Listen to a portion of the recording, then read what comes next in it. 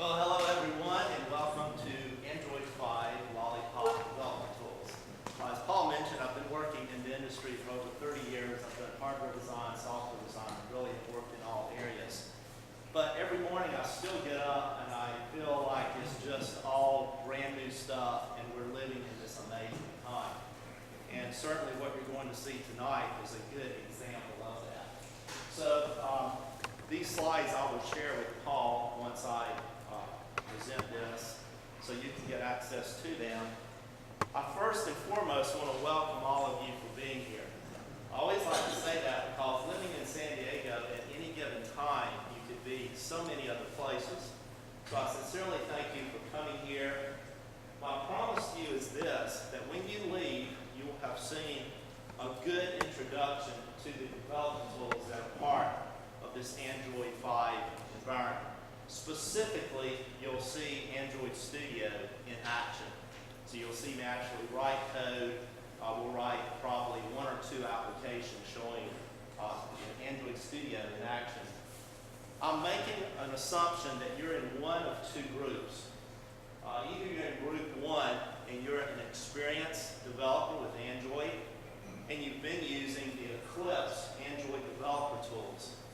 And you really like using Eclipse, and it's been real good to you, but you know there's this other tool out there. Or you're in the second group, where you've got no experience with Eclipse related to Android. You know the Android environment is really big, exciting, it's growing, and so you're interested in how to get started. So both groups, the common goal is to learn about Android Studio. And so tonight, when everyone walks out the door, you'll know enough to make your way around using Android Studio. We'll even write a simple app or two, taking you through the whole process. We're going to first talk about the tool options that you have as an Android developer. We're then going to show how you migrate from Eclipse to ADT. We'll actually do a demo, take an existing Eclipse app, migrate it over to Android Studio. We'll then start using Android Studio, write an app from scratch so you can see what it does. And then you will find out there's a lot of tools that are embedded inside of Android Studio that you can use while you're writing the code.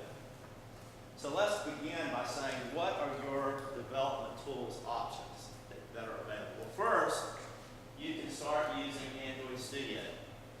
That, as of now, is the official integrated development environment for Android. So you can just say, I'm going to start right there. Option two, it turns out you can still keep using Eclipse. It's not officially supported anymore, but you can still use it, and it might be that's your choice, at least for now. And of course, option three has always been available. You can always drop down to the command line and literally just write Android code from the command line.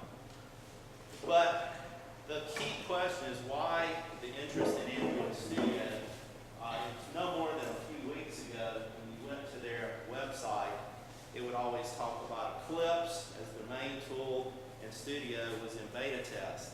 And this went on and on and on for months and months and months. And finally, you clicked on the link at the first of this year, and it said Android Studio is now the official IDE.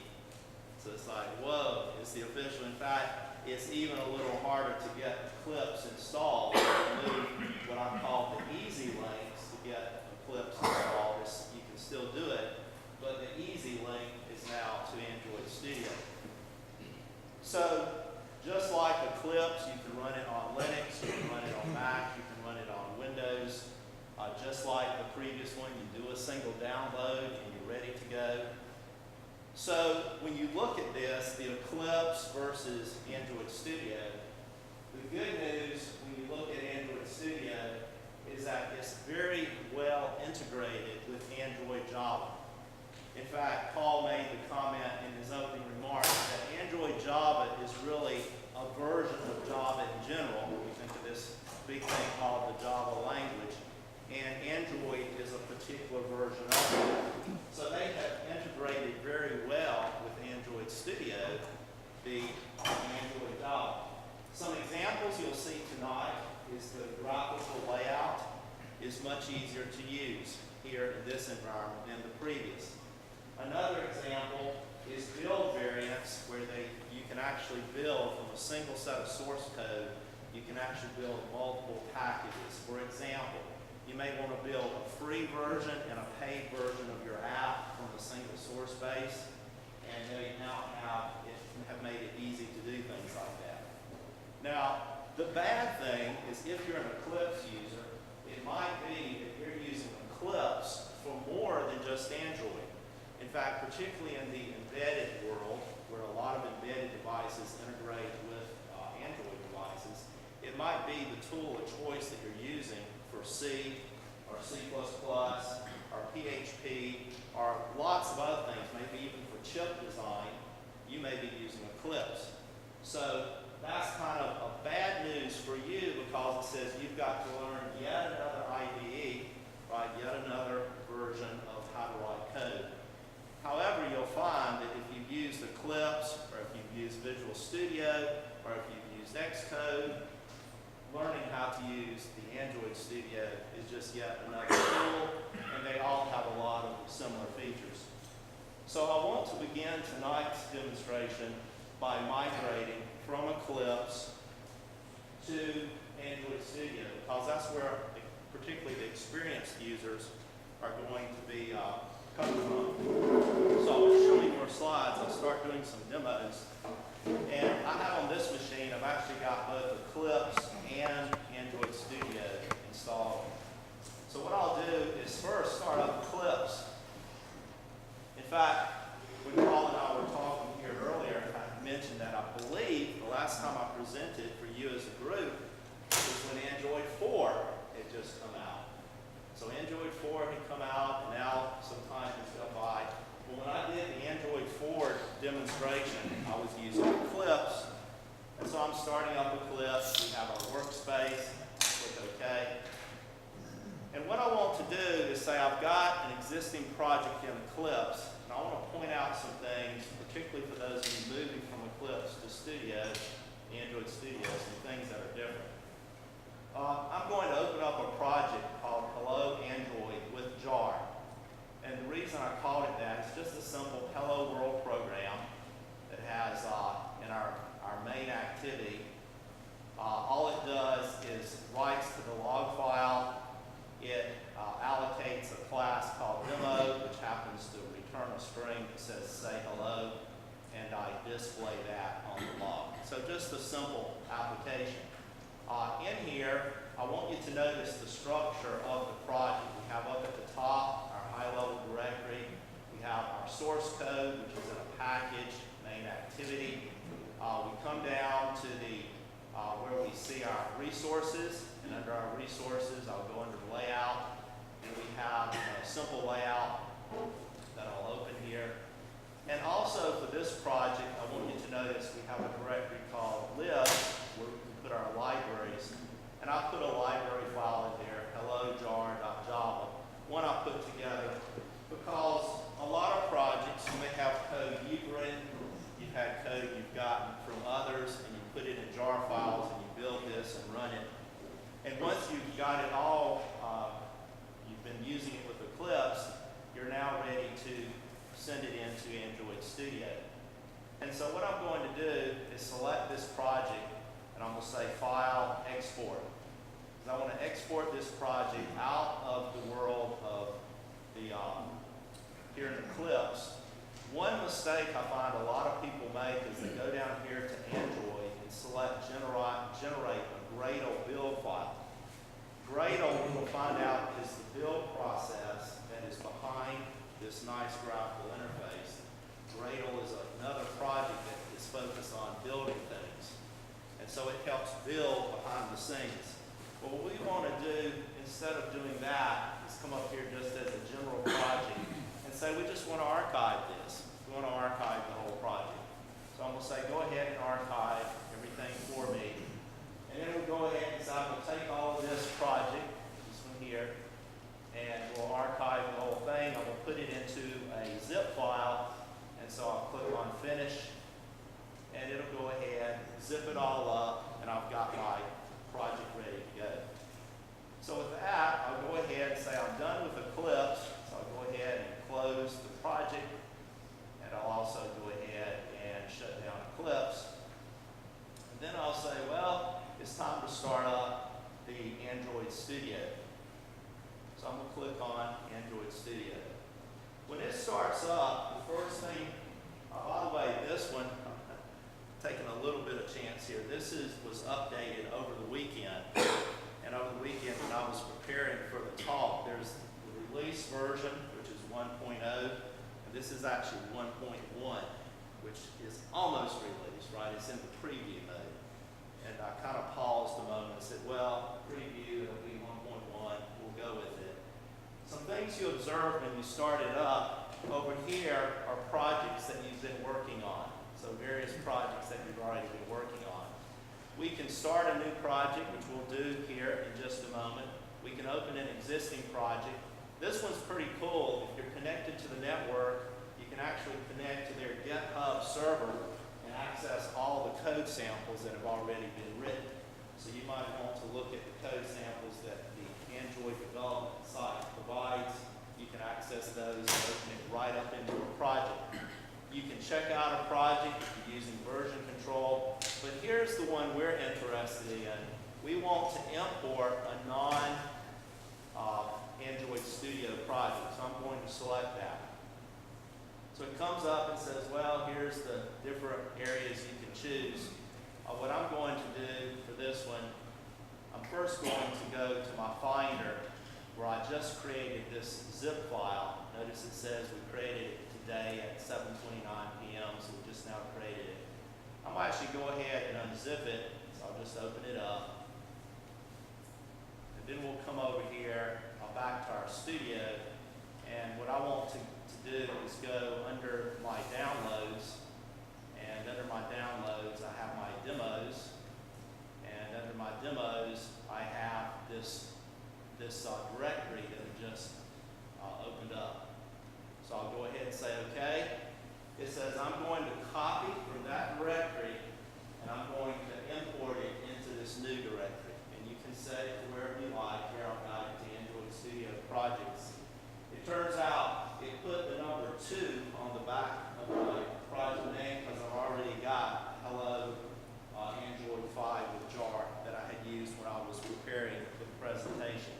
So it put a 2 on there. I'll say next. It asks you some questions related to how it wants to handle the jar files and the dependencies. Typically, you can just leave all the defaults there, and you can click Finish. And at that point, it takes a moment for Gradle to go through the configuration and essentially set up the Gradle files that deal with building. Eclipse would use Ant to build things. Here we're using Gradle. And many times, as I'm doing the demo tonight, you'll see that pop up, and you'll see the word Gradle, and you'll see it's doing things. What it gives you is a report of what it did with the import. Go ahead and just get rid of these guys.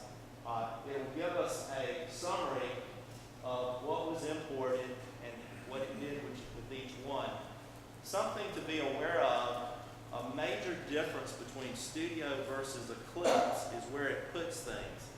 In fact, you can see here where it says Move Files. It moved some of the locations of where I had the files in Eclipse and moved them to slightly different locations here with Android Studio. So it gives me a little summary of what we've got. I'm going to come over here under my app. In fact, immediately you can see this doesn't look like the view we saw in Eclipse. It definitely looks like they arrange things a little differently. In fact, we have different ways we can view our project here in different ways. I'm going to begin with the default of app. So here under Android, we have our application, which I'll expand. We also have some Gradle build scripts, which I'll mention later tonight as well. Right now, let's go under our app and under our Java code. Notice we have the package and same package namespace as I had previously. And I click on the main activity. We see we've got the same code sequence that I had. And as I'm looking here, I see, well, I've got a manifest file which for those of you coming from an experienced viewpoint, you see, oh yeah, that looks like it's perhaps slightly at a different location than in previous using Eclipse. We see our resources, we see our layout, and I'll double click on the layout and you can see, yep, we've got a similar layout as well. So I've got all this here, but I don't see my library file there, right? We also have a library file. Well, notice there's a different way I can view this. I can view it by looking at a project viewpoint. When you look at it from a project, you're actually looking more at the hierarchy, the structure of it. And here, notice we've got various categories, and I'm going to go under the app, and notice, indeed, I have my library that was imported. Not only has it imported the jar file as the library, but we see it shows us the namespace as well as the name of the class that's inside of there. So the message is, if you have an Eclipse project, moving it into Studio is a straightforward process. You can either zip up your project like I showed here, or it turns out you can either just take your project directory and just point Studio to it and say import it, and it would work fine. So here we've got this project that started on Eclipse. Let's see how it runs here on the Studio. So what I'll do, notice we've got various options I can click on. I'm going to come to this one here that says this one's going to be my Android Virtual Device Manager, so the AVD Manager. I'm going to click on that. Android Studio makes a good, nice cleanup of all this Android virtual device and how it's prepared for you. Here I'm going to run it as our first demo, the Nexus 1. So it's got a device that will simulate the Nexus 1. A big, big advantage of this new version is they now can run the simulator on the x86 using hardware assist. And for those of us that have been working with Android for a long time, we know that the simulator, or the emulator, has always been very, very slow because it's really trying to emulate a real Android device. We're here with an x86 version. We now have a more, it can take advantage of the hardware acceleration. So I'm going to click here and say start, and that will start up the simulator for me. Let's let it start up. Notice right here, he's starting up. He gives us this little view here, gives us a nice summary of what's going on.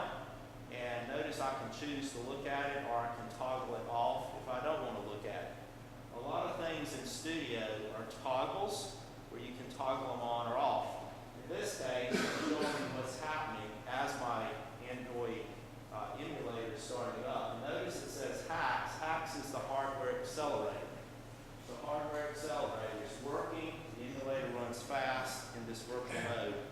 One issue I've seen a lot of people have when they try to use the hardware accelerator is there's a BIOS setting. If you're on a Windows PC, some of the Windows PCs have a BIOS setting that you need to change to make the hardware acceleration work.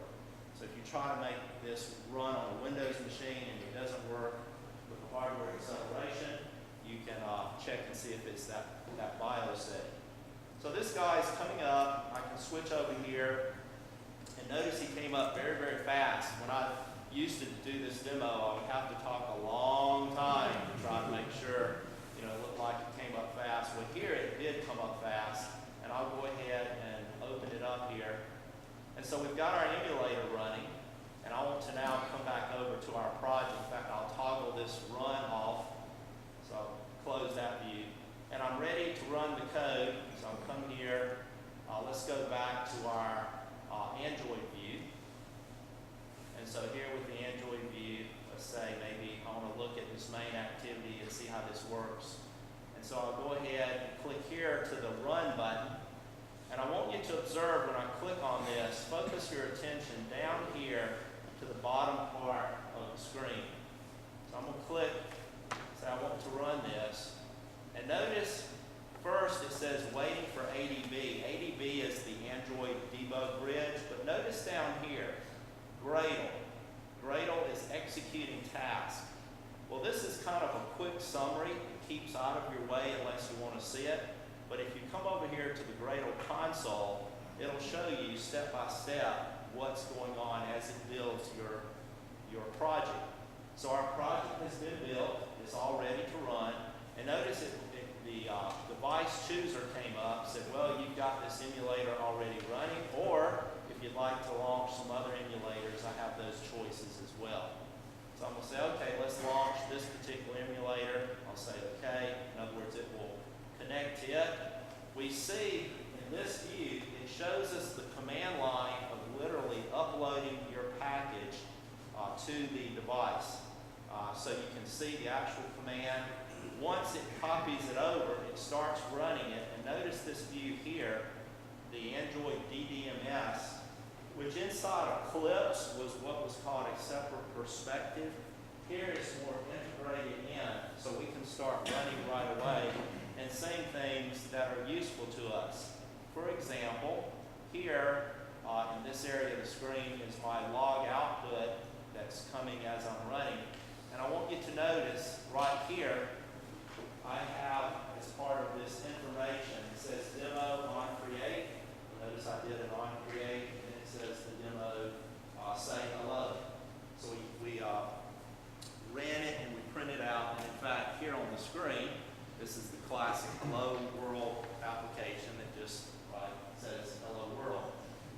So we imported from Eclipse and pulled that into our project.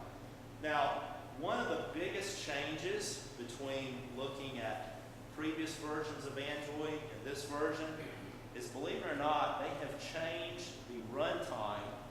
This line here that says ART is very easy to detect when you're running an Android 5 device, because you'll see messages coming from ART. ART is the Android runtime, and it has replaced the previous runtime, which was called Dalvec. And I'll make a few comments later on, Dalvec versus ART. The big win for you as a developer, ART, they have fine-tuned the garbage collector, which we know in Java is always a big thing. They've actually synchronized the garbage collector so it works better with a user interface.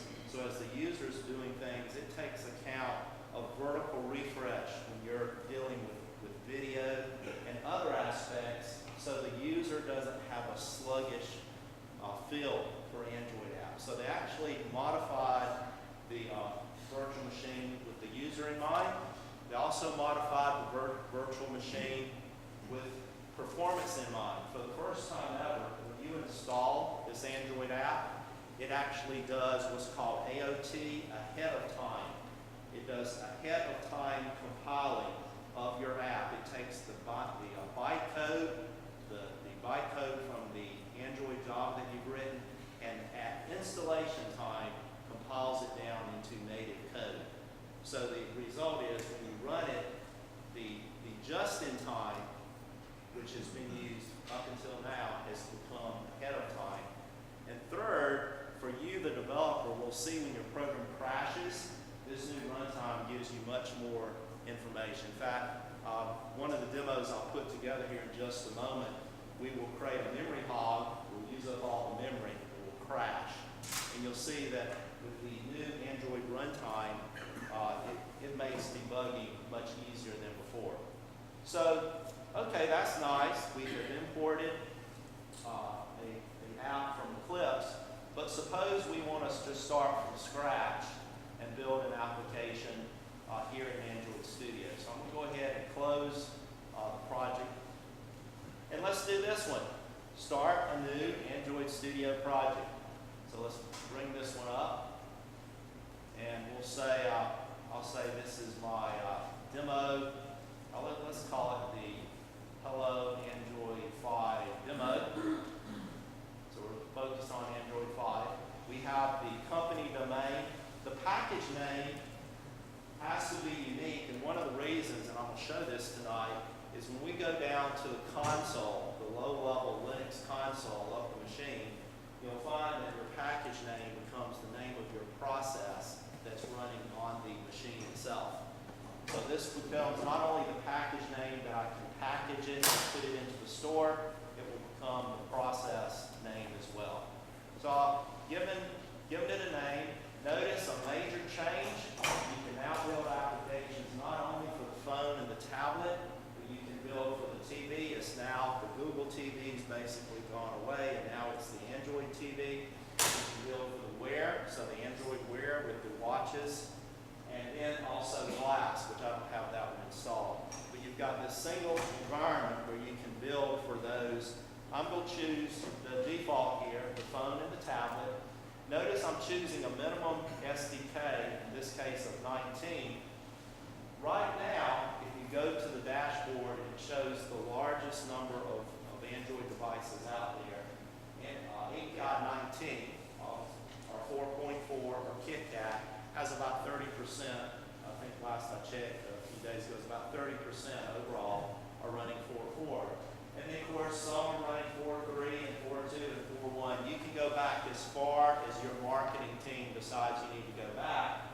Here I'm going to do 19, and then we're going to be building actually for 21, which is the Android 5. So here, there's nothing that says you cannot use this Android Studio to work on the previous versions as well. Right, I could target older devices. Here I'm going to target both 19 and 21. So I select that and go next. Another big change with Studio is they give you a lot of new templates that are already set up for you, whether it's a blank activity or a blank activity with fragments, the full screen, the maps. And if all of these are not enough, you can go out to their samples and get additional pre-written code. We're going to start with the blank activity and go to next. And we'll use the default names. It'll say main activity, have the layout. So we'll have the code, we'll have the layout, we'll have a title, and we'll also have a menu. So I'll click finish. Now watch when I click finish, there's a delay from the time I touch finish till the time the project appears. So boom, I touch finish. For a brief moment, it seems like, oh, okay, and then this pops up, and you see, oh, Gradle is doing its thing, putting the build together. Now, as you're using Studio, depending on how things are going, sometimes you'll see things like this, like rendering problems. Okay, here's one that popped up. I find as I do the demonstration, sometimes that error pops up, and sometimes it doesn't. It's like a 50-50 chance here it's popped up. Sometimes if you wait a little while, it will go away automatically, and other times you can make it go away yourself. So here it's saying it's got some rendering issues that he doesn't like something about my theme. So I say, okay, well, I'm going to come up to my theme, and maybe I'll change it. I'll just choose a different theme here, and maybe that will make it happy. And yeah, it made it happy, and it rendered it right then. One of the big changes is that you can ask it to render things. In fact, let me put a button here. I'll just drag a button onto our screen. We'll connect that button up in a moment. But notice as you lay things out, you can now choose which version of the platform you look at. Notice it's now rendering it for API 19. Now in this case, there's not much change between API 19 and 21. But what's interesting, not only can you ask it render for a given API version here at design time, but you can also say, let me preview all my versions at once. Now right now, this bug, it happened to me yesterday when I was doing some corporate training. What should appear here is two views side by side, one for 19 and one for 21, and they should look okay. But now I've got this unknown error. Remember, this is preview code. So I'll just go back and say, well, instead of, I'll remove my previews, go to this one here. And how about this, though? Maybe I would like to preview how it's going to look based on actual devices. So here I'm using Android 1. Well, maybe I want to see how it looks on the Nexus 6. And so it renders it right then. But here's what's really cool, and if you've got a big display, right, it looks really nice. You could say, how about let me preview everything? As I lay things out, I want to preview all the screens. While you're laying things out, you can get a visual view of how they're going to look on all those different screens. Here on the small screen I have to project, it doesn't look quite that impressive, but you can kind of imagine you've got a big screen and you can lay things out and see how they look. You no longer have to wait and pick one at a time. You can say, just let me see them all, and then you can remove them when you're done and go back to whichever one you're focused on. So here for this one, I'll go ahead and I think I'll go back to the Android one that we've got. And let's write some code. Let's make it where we write some code. Probably a good thing to do would be to make it when we touch the button, we say hello world or something like that. So just like in Eclipse, you can either do things here graphically and use the properties, or if you prefer to write code, you can come right into the XML and start changing it. So here, for the button, where it says new button, I'm going to say, I'm about to say hello. And I'm going to go up here and say, well, I'm going to type the letter A. One of the things you're going to see me do is I'm going to try to type as little as possible and let the studio finish the typing for me. So I type the letter A, it says, well, here are some choices, and I'm betting you want to say Android something. So I press enter. And then I'm going to press the letter O because I want to do an on-click handler for a button. And so I press enter for that. It says, well, you can now give me whatever your handler for the button is. And so I'll just call this do button. So now that I've done that, notice as I'm typing in code, you constantly have these little ideas pop up. And the idea is when you see the light bulb, if you come over here and click on it, it will show you some ideas it's got that you might want to take advantage of. Here at the top, notice it's telling me what I like to create, this method. I like it to create that for me in my code. And yeah, I would like it to do that. So I'll go ahead and press enter, and what it will do is take me over to my code and put it here where I can then, in this case, handle this do button. So I've got my button. Let's do this. Let's say we want to say hello. Maybe I'll do a toast. So I type TO. I know I want to use the toast. Notice it's suggesting the name of the class, in this case toast, and it's showing in parentheses the full package name that it came from. So here, Android.widget. So I press enter. That sounds pretty good. I press period, and it's showing me my choices, and it's pretty good at making the one at the top the one you want. So I press enter, and now it looks at it and says, well, I've got two different ways you can use this. Notice it's showing me my parameters down at the bottom, and so I can say, well, the context is going to be this, that is this activity. As soon as I type that in, notice it positions me to the next parameter, says, well, give me some text. Well, I'll say hello, hello, Android 5, and then I put my comma, it's got the next one. And of course, I could say, well, I need to type in an integer. But another good feature of Android Studio is if you want some suggestions, if you press Control Spacebar, it will suggest to you, and it's pretty good. A lot of times it'll figure out what you want. In this case, I want to display this toast for what's called length long, and he suggested that just by me pressing Control Spacebar, and I press enter, and he goes ahead and finishes it. So we see toast.length long, and then I'll do a dot show and press enter. So one of the big benefits of this environment is once you get in the habit of typing as little as possible and pressing either the enter key or pressing control, the space bar, and there's a lot of other tricks here I'll show as well. You can really write code fast. So here I've made this change, right? It's all ready to run. So I'll click on run, and let's see what happens. So first, notice down here the Gradle.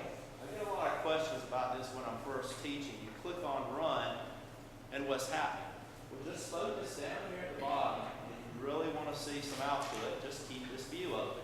If that's important to you, you can watch it step by step as Gradle builds your project for you.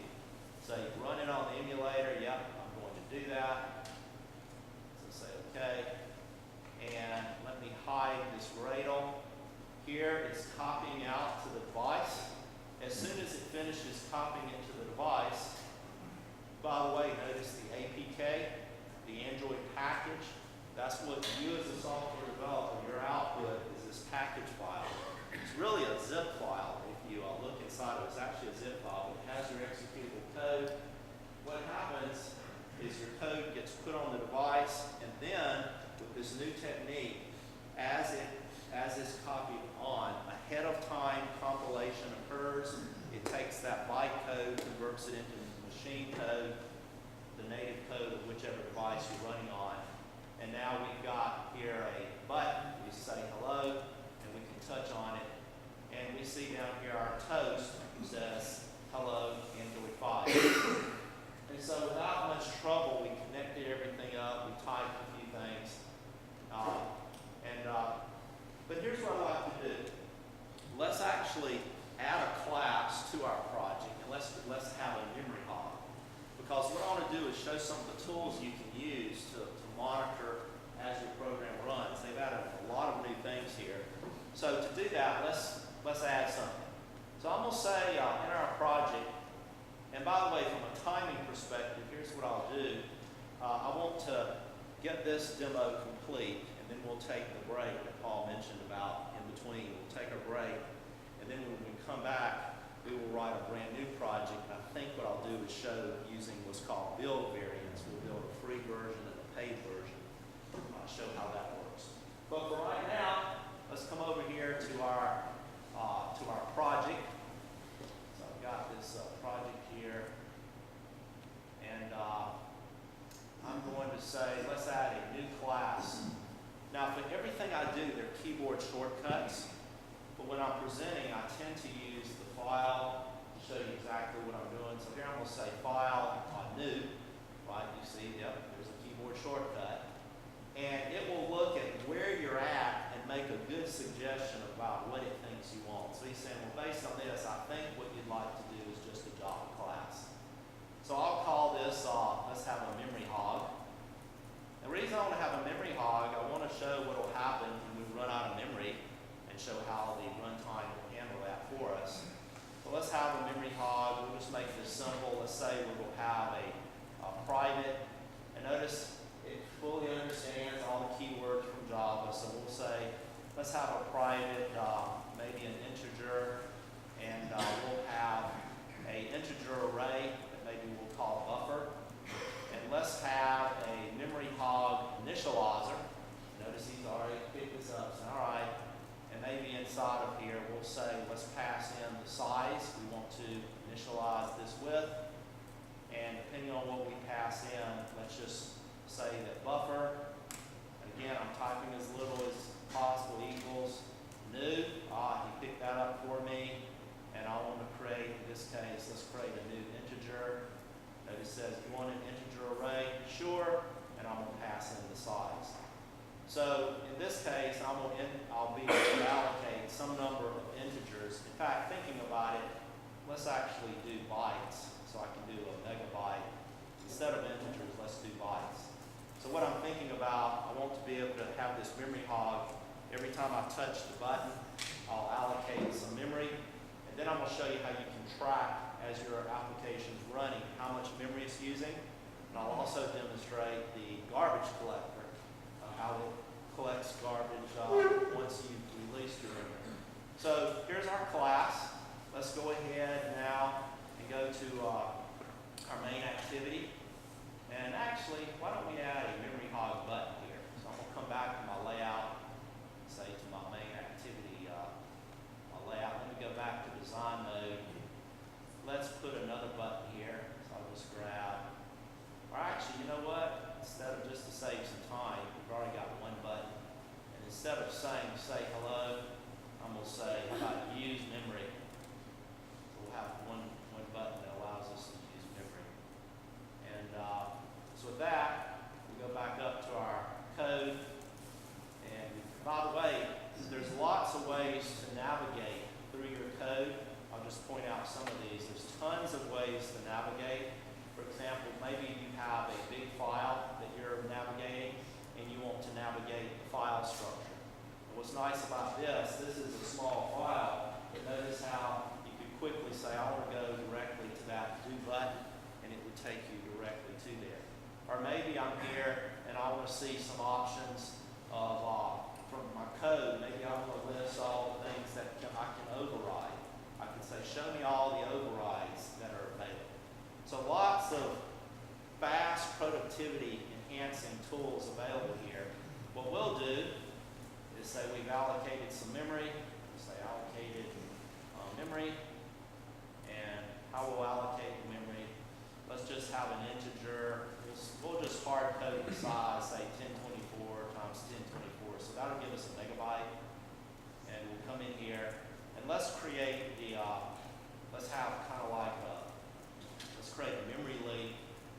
So maybe we'll have a private array list. The array list will be an array list of our memory hog. And so we'll just call this our list. Maybe we'll call it the, let it suggest what we should call it. He says, hey, how about you call it the memory hog array list? Yeah, I think that's pretty good. I like that name. Equals a new. Let's do the array list. And here we'll say we want to do the array list of the memory hog. So what I'll do, what I'm thinking is when we come in here, we're going to allocate our memory, and then we're going to put that value into the array list so it stays around. So I'll do this. I'll say let's have a memory hog. We'll say the memory hog equals, give us a new memory hog. So we create, let's give it our size. So boom, that's we'll allocate, in this case, a megabyte of memory. And then we'll take that, go to our memory hog array list and say, let's do an add that, let's add the memory hog to there. So every time I touch the button on this, we're going to allocate another mega memory. One of the tools they're particularly proud of is the real-time memory monitoring of your application. So let's watch how it works. I'm going to come here and click on Run. Oh yeah, notice I've got my, so just like Eclipse, I see I've got an arrow up here, down and position my cursor, see where it's pointing to. So in this case, what did I do wrong? I've got it says contents of collection are updated and never queried. Let's see, so I did an add. Private array list. Oh, the old semicolon. 101, right? Got the old semicolon. So, you know, it still could use some work. It could have pointed a big arrow there and saying, you're missing the semicolon, as opposed to giving me the red dot down here. So always got those semicolons to bother us. So let's go ahead and run. Now notice we got the Gradle task again, running things. It's compile, I'll say okay. Now my application's running. What I'd like to do is see how the memory is being used. Well, I want to introduce to you this thing called Memory Monitor. So if I touch Memory Monitor, it'll bring up this Memory Monitor that I can select my application that I want to work with. So over here, I'm going to say, let's choose the COM. Let's see, let me find my particular application. It should be here. Let's see, COM.servant. There we go. Notice how I just typed and picked up. So it's monitoring my application. I notice the amount that's allocated is 0.91, and free I have 0.32. So both of those are megabytes. Well, watch this. As I say use memory, right, we've allocated a megabyte, and we see, yep, we got it allocated here. And so this will constantly show me every time I click this, while I'm allocating more memory. And of course, if I do it enough, I purposely have configured this virtual machine to not have much memory and will eventually throw a leak or will eventually crash. But before I do that, I want to point out some other tools that are available. Here, in this area, number one, you can take a very quick screen capture of whatever you're using. So just by clicking that, it will take a screen capture of your device as it's running. I have found that it seems like on the It doesn't take that good of a screenshot, right? It's just black, but when you're running on an actual device, it looks pretty good. You can also, with this tool, you can actually record. So it's a screen recorder. So instead of taking a single shot, you're a screen recorder. Here, you can actually view system information related to it. And I don't have time to go through all of this, but you can see there's tons of options related to system information, including if you want detailed memory usage and memory usage over time. This gives you text mode views of how your memory is being used for the particular process that you are running at this point in time. So we can even force the garbage collector to run. There's initialize the GC that will make it run and clean up. So let's do this. Let me keep on running until I use up too much memory. Just a few more times.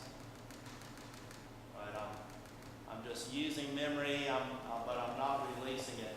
And one of the things I want to do, boom, unfortunately, we've crashed. So at this point, we crashed.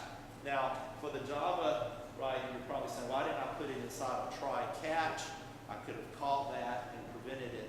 But for this demonstration, I want to show that one of the new features of the Android runtime is that when you crash, you can actually look at more detailed information showing the reason for the crash. So I'm going to come down here.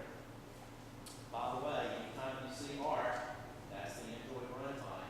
So we see there's still stuff going on in the background. But I'm going to scroll up to here. And what I want to show you, in fact, let me do this. I'm going to go ahead and click OK. Kind of stop it from working. And I'm going to back up here. And in previous versions, right here, where it says caused by, in previous versions of Android, you would see java.lang.out of memory, or java.lang null pointer, or java.lang, you've exceeded the array, whatever the exception was. It just told you the exception, and then it had the stack trace. Here, with the new way of doing it, it will always tell you exactly what was happening. So not only do we know we ran out of memory, it tells us what we were allocating when we ran out of memory. It shows us, based on the stack trace, we know we were in memory hog. I can click that and say, yep, that's where I was allocating the memory. And then I follow the trace more, and I can find exactly in my code where the memory leak was occurring at.